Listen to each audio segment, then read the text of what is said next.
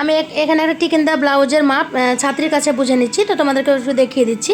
প্রথমে ঝুলের মাপটা নিয়ে নিয়েছি 14, তারপরে পুটের মাপটা নিয়ে নিচ্ছি 6, যার যা পুট থাকবে সেটা নিতে হবে। আর তোমার এই ব্লাউজ এবার পুটের মাপটা নিলাম, আর এই ব্লাউজের পুট থেকে ছাতির দূরত্ব হবে 6, এখানে 6 গ্যাপ নিয়ে নিয়েছি। তারপরে তোমার ব্লাউজের ছাতির মাপ আর কোমরের মাপ যার যা মাপ হবে নিয়ে নেবে। এখানে আমার 36 সাইজের ব্লাউজ হচ্ছে, তো সেই অনুযায়ী মাপটা আমি নিয়ে নিয়েছি।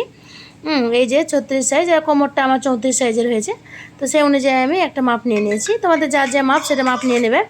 তো আর সামনের পার্টটা পিছন পার্টে থেকে 1 ইঞ্চি বড় হবে, নিচের দিয়েও 1 ইঞ্চি বড় আর পাশেও 1 ইঞ্চি বড়।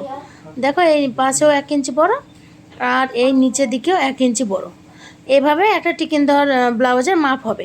খুব সহজে খুব তাড়াতাড়ি টিকেনদার ব্লাউজের মাপ কাটিং হয়ে যায়। তো তোমাদেরকে একটু আমি দেখিয়ে দিলাম, যেহেতু আমি বুঝে নিয়েছি ছাত্রীর কাছ থেকে, তোমাদেরকে একটু আমি বুঝিয়ে দিলাম। কেমন হয়েছে বলবে কমেন্ট বক্সে।